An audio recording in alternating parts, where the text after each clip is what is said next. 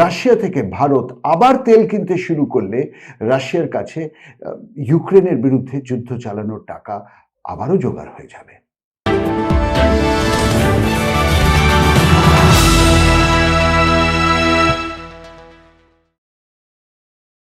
আমি রাজেন গুহ, ঘড়ির কাঁটায় ঠিক রাত ৯টা।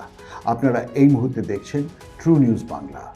এই নিউজ নেটওয়ার্ক সেন্সেশনাল নিউজ পেশ করে না, তাই সবাই যখন বলছে তেলের দাম বাড়বে, আমরা বলছি বাড়বে না।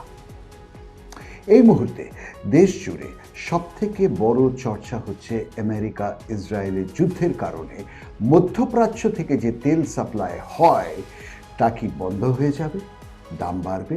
তেলের সাপ্লাই যদি বন্ধ হয় তাহলে কি তেলের দাম 200 টাকা অবধি প্রতি লিটার পেরিয়ে যাবে? টিভির পর্দায় অনেক ভয়াবহ রিপোর্ট দেখছেন নিশ্চয়ই, কিন্তু বেশিরভাগ খবরই অতিরঞ্জিত। ট্রু নিউজ বাংলার অ্যানালিসিস অনুযায়ী তেলের দাম অল্প বিস্তর বাড়লেও সেটা হবে ক্ষণস্থায়ী। আর যাই হোক, ভারতে তেলের দাম মধ্যপ্রাচ্যের যুদ্ধের সঙ্গে তাল মিলিয়ে বাড়বে না।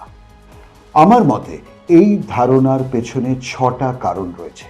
চলুন সেই কারণগুলো নিয়ে একটু আলোচনা করা যাক এক এক করে। প্রথম কারণ, স্ট্রেট অফ হরমুজ, যেখান থেকে তেল রপ্তানি করে খাড়ির দেশ। সমুদ্রের এই সরু গলি বন্ধ করে দিয়েছে ইরান। তবে ভারতের কাছে স্ট্রেট অফ হরমুজের তেল মাত্র 20% আসে, তাই খুব একটা বেশি সমস্যা হওয়ার কথা নয়। দ্বিতীয় কারণ, যে জন্য সবাই ভয় পাচ্ছেন, যে মিসাইল হানার পরে সৌদি আরব তার 2টো বড় তেল রিফাইনারি বন্ধ করে দিয়েছে। কিন্তু তারও কাউন্টার পয়েন্ট আছে। ভারত রিফাইন্ড পেট্রোলিয়ামের উপর নির্ভরশীল নয়। ভারত মূলত কাঁচা তেল আমদানি করে ও নিজের রিফাইনারিতে শোধন করে। তৃতীয়, কেন বলছি তেলের দাম বাড়বে না? আপনারা যখন এই প্রতিবেদনটি দেখছেন তখন একটা বড় ঘোষণা অলরেডি করে দিয়েছে রাশিয়া, আর তারপরেই ভারত খানিকটা আশ্বস্ত হয়েছে।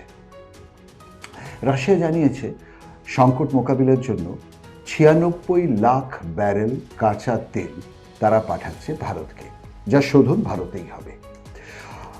পুতিন আরও বলেছেন রাশিয়ার 3টে বিশাল তৈলবাহী জাহাজ ভারতের উদ্দেশ্যে রওনা হয়ে গেছে অলরেডি। আশা করা যাচ্ছে 2 সপ্তাহের মধ্যেই সেগুলো পৌঁছে যাবে ভারতে। চতুর্থ, আপনারা কি জানেন ভারতের কাছে 50 দিনের কাঁচা তেলের ভাণ্ডার মজুদ আছে? আর এই 50 দিনের মধ্যে রাশিয়া অথবা ভেনেজুয়েলা থেকে তেলের বন্দোবস্ত হয়েই যাবে নিশ্চিত।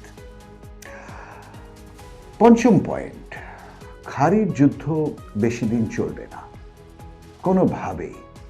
আমেরিকা ও ইরান উভয় পক্ষের কাছেই লম্বা যুদ্ধ চালানোর জোগাড় নেই।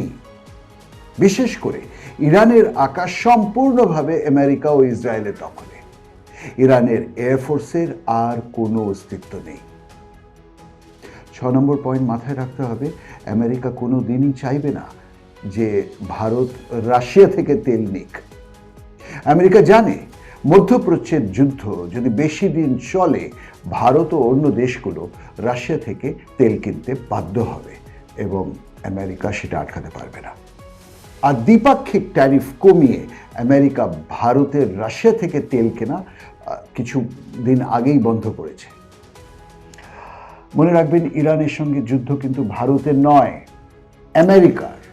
আর এই অজুহাতে রাশিয়া থেকে ভারত আবার তেল কিনতে শুরু করলে রাশিয়ার কাছে ইউক্রেনের বিরুদ্ধে যুদ্ধ চালানোর টাকা আবারও জোগাড় হয়ে যাবে। সুতরাং নিশ্চিত থাকুন, তেলের সরবরাহ ও দাম বৃদ্ধি নিয়ে কোনো বড়সড় ভূমিকম্প হবে না। সৎ, নিরপেক্ষ এবং নির্ভীক খবরের জন্য চোখ রাখুন ট্রু নিউজ বাংলার চ্যানেলে।